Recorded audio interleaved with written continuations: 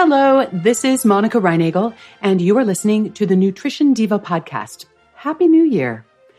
Are you participating in Dryuary this year? If so, you have plenty of company. This month-long observation in which people commit to abstaining from alcohol during the month of January originally started as a public health campaign in the United Kingdom back in 2013.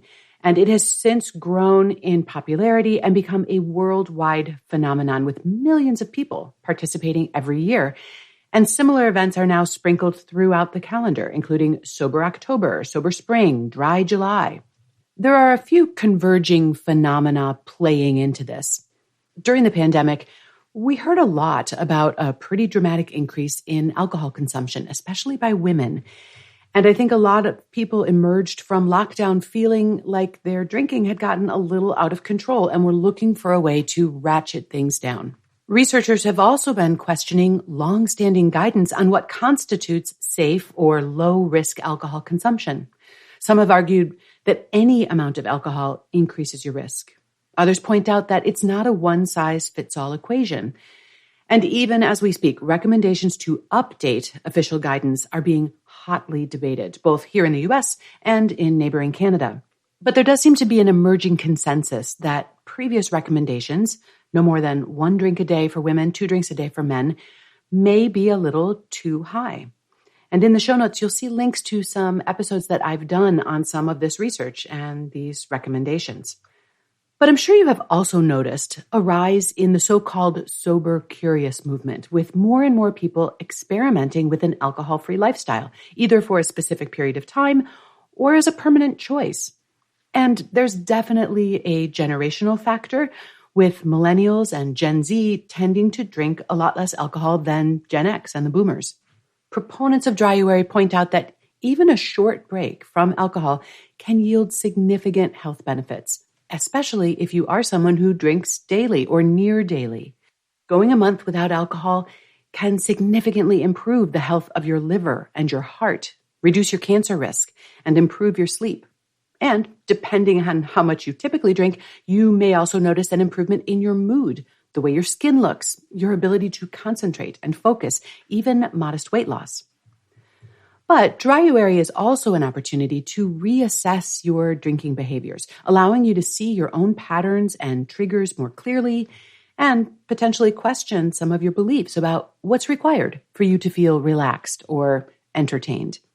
Many of us, for example, have gotten into the habit of using alcohol to cope with stress or boredom. And obviously, there are more productive ways to deal with those challenges.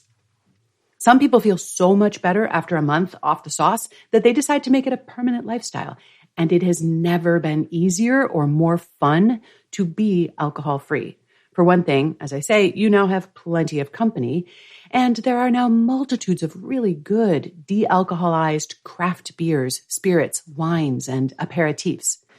Many bars and restaurants are starting to put as much effort into their mocktails as they do with their foolproof cocktails.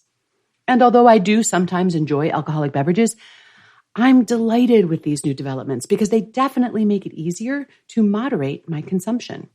Although observing Dryuary can definitely be beneficial, there are also a few potential unintended consequences. For heavy or dependent drinkers, abruptly stopping drinking could cause severe withdrawal symptoms, including seizures. That's not to say that people with a physical dependence on alcohol shouldn't try to stop drinking, but they may need medical support. If you have any concerns about whether you might have a physical dependence on alcohol, I encourage you to speak to your doctor.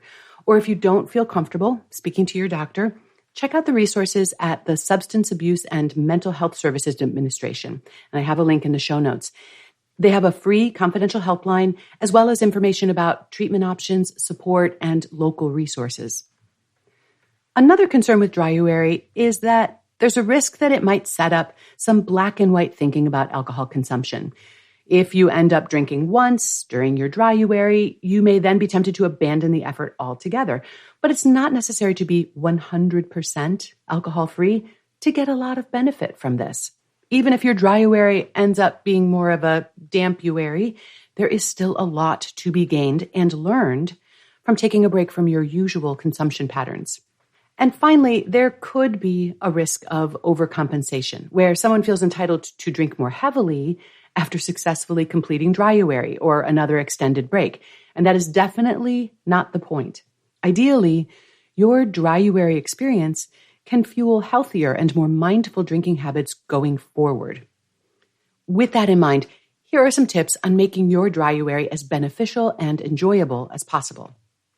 Number 1, tell your friends and family that you're doing Dry January and ask them to support you. Having people to connect with who understand your goals makes it a lot easier. You may even find some people in your circle who would be eager to join you. Alternatively, you can join an online community for inspiration and camaraderie. My good friend Molly Watts, who hosts the Alcohol Minimalist podcast, has an online community and many other tools, including her excellent podcast, to support people who are seeking to moderate their alcohol intake. And she always has a lot going on during Dry January. You could download a free app like Try Dry to track your progress and help you stay motivated. I've had this app on my phone for years. You might want to keep a journal to explore what you're noticing about your urges to drink, your thoughts about drinking, and also to note any positive changes that you observe. I definitely suggest stocking up on some really appealing non-alcoholic drinks so that you don't feel deprived.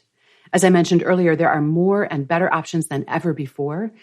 And I'm in the habit of asking servers and bartenders about their non-alcoholic options, even if I am thinking about ordering a drink, because I want them to know that this is something that their patrons would really appreciate. Now, you may find it easier to just avoid potentially tempting or triggering situations like happy hours. But if you do decide to go, have an exit plan. Better yet, plan some social activities that don't revolve around alcohol. Game nights or movies, hiking groups, crafting classes, stargazing, dancing. Use that extra time and mental clarity to return to hobbies that you enjoy but may have drifted away from, or find some new ones. When I participated in Dry July last summer, for example, I got back into taking dance classes at a local studio. Be gentle with yourself if you slip up. Just get back on track the next day rather than giving up entirely. And finally, take a little time to plan your re-entry before you get to the end of the month. Do you want to reintegrate alcohol into your life when the month is over? How do you want that to look? What might it take to make that happen? If you are participating in Dryuary this year, whether for the first time or the 10th, I'm interested to hear how it goes for you. You can email me at nutrition@quickanddirtytips.com or leave me a message at 443-961-6206. And if you could use more support creating sustainable behavior change with alcohol or anything else, that's what we focus on in my other podcast, which is called The Change Academy. Please look for that wherever you listen. Nutrition Diva is a Quick and Dirty Tips podcast, and it's supported by Brandon Getches, Nathan Sems, Davina Tomlin, Morgan Christensen, Holly Hutchings, and Cameron Lacey. That's it for this episode. Thanks so much for listening. I'll see you next week.